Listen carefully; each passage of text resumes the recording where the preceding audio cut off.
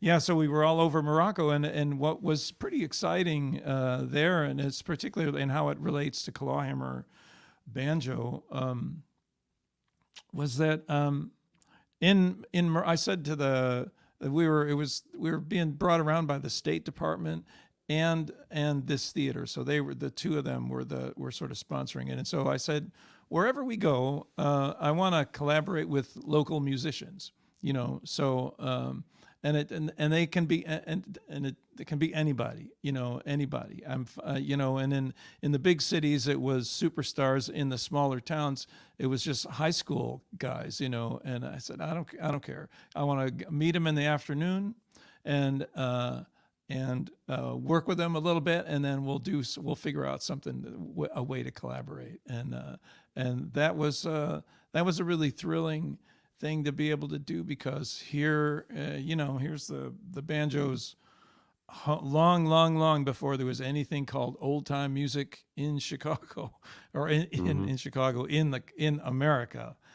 Literally hundreds of years before that, there were people playing drum-based string instruments with a downward attack in all across northern Western Africa, the Middle East. It's an incredible Yeah. Tradition that's way older than America, and Yeah. it was one of the things I got to discover there.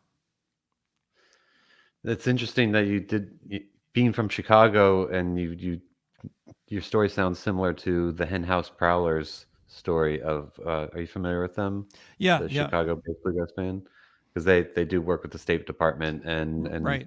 and play with, do similar things.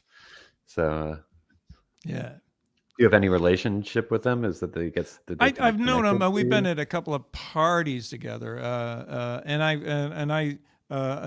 they're friends with Greg Cahill of Special Consensus. Yeah. We've crossed paths a little bit, but I haven't done anything. But I marveled at they're all over the place, and Yeah. it's fantastic, and they are, they become ambassadors, for the country, for American music.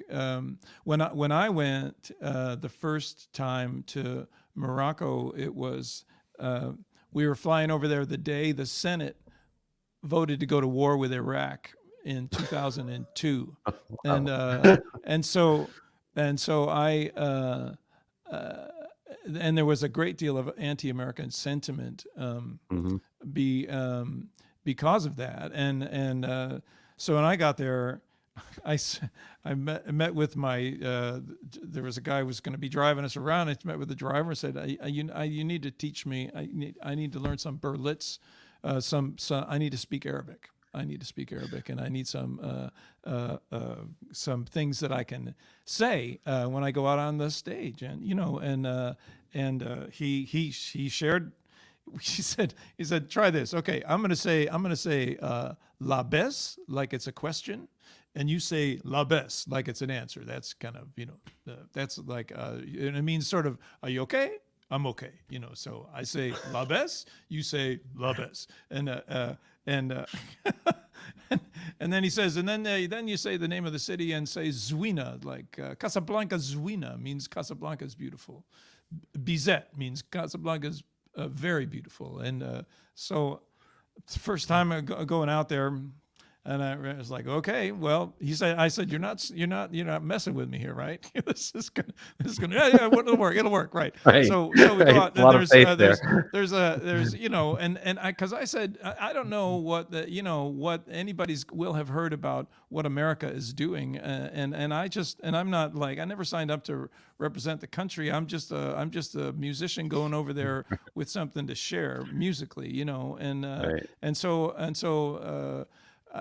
and I don't know what they might have heard or think that we might agree, condone or something. And I said, Yeah. just let me just do it on my own terms, and everybody was cool with that. And so I said, okay, here we go. There's 500 people in this theater. There's 500 people outside trying to get in, and I walk out, and I said, well, okay, we'll see how this works. La baisse, I say this, and of course, nobody's looking at me. Nobody's like nobody gets it, but then I said, and I had a friend who uses the word kindler. You need one kindler in the room that will get what you're after, and then it'll start to sizzle. And Uh-huh. so I just tried this again, la baisse, and and there were a few, and then I said, Casablanca Zuina, and they was like, wow, they appreciated that, and then sure enough, the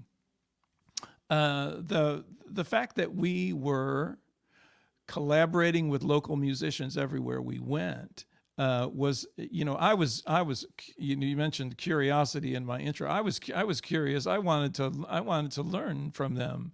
That was what, and I thought, well, I have an opportunity to learn here. So that was my objective. The outcome of it, though, was when we were on stage, Americans in a country that was not real happy about America, uh, um, when we were shoulder to shoulder with their local musicians, whether it be the superstar in Casablanca or the high school kids in the Horibga, this was like, if they're standing with us, if our musicians, our Moroccan musicians, are standing with these Americans, then these Americans are okay. And and Mhm. there was this a sense of, there were people who were not, if they objected to what America, the country, was doing, they did not extend that to the American people, and especially not to the American musicians. So